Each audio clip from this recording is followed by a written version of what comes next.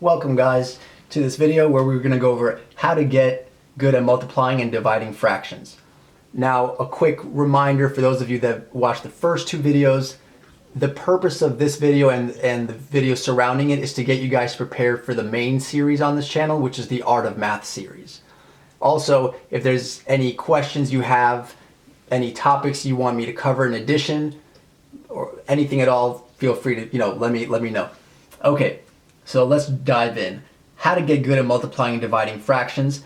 And a lot of you probably already know the basics, but maybe there's a few examples here and there that trip you up. So what I want to give you is kind of a very, very easy way to get good. Okay, so assuming you already know the basics. So number one, there's only two steps.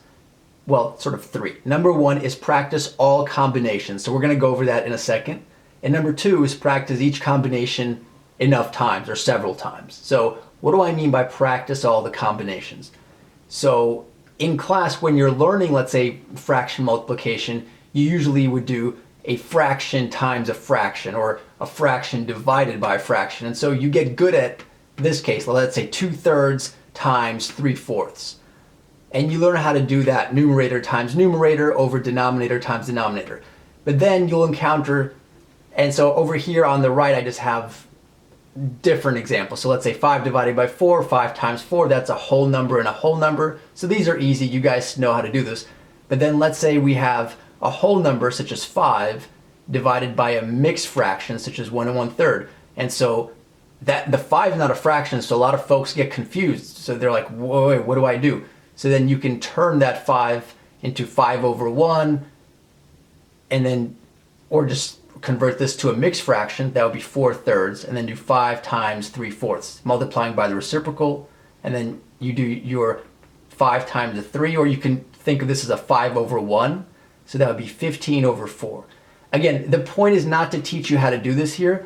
The main point I want to make, so again, here, you'll see in a second. So here we have 5 divided by 1/3, 5 times 1/3. Here we have a decimal divided by a mixed fraction. Here we have a mixed fraction divided by a whole number.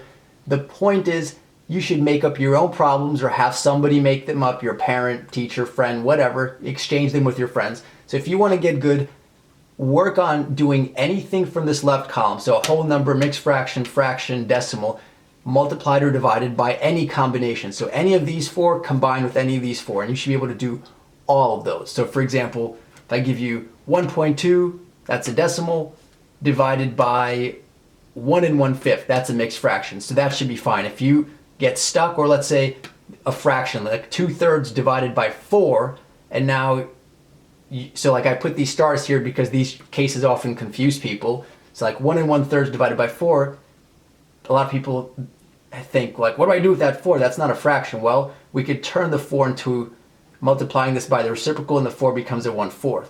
So make sure you've practiced all of these. That's what I mean by the combinations. Don't just practice fractions, since this is called fractions. You have to practice every combination. All right, so that's number one. Number two is make sure you've practiced each combination several times, because if you just got it or you're just getting comfortable with it, you, like tomorrow, a week later, you might forget it again. So you might need to do it 5, 10, 20, whatever amount of times you need to do it. And so these are the main steps. And number three, like once you feel like you really, really have it, number three is for mastery. If you really want to get good at it, don't just drill, let's say, 30 of fractions divided by fractions and then do 30 decimals divided by decimals. Try to mix and match. So do one fraction divided by a mixed fraction, then do a mixed fraction times a decimal, and then try to do that fast back to back. So if you're able to switch between these sorts of problems really quickly, then you're on your way to mastering it. All right, that's all I want to tell you guys. I'll see you guys in the next video.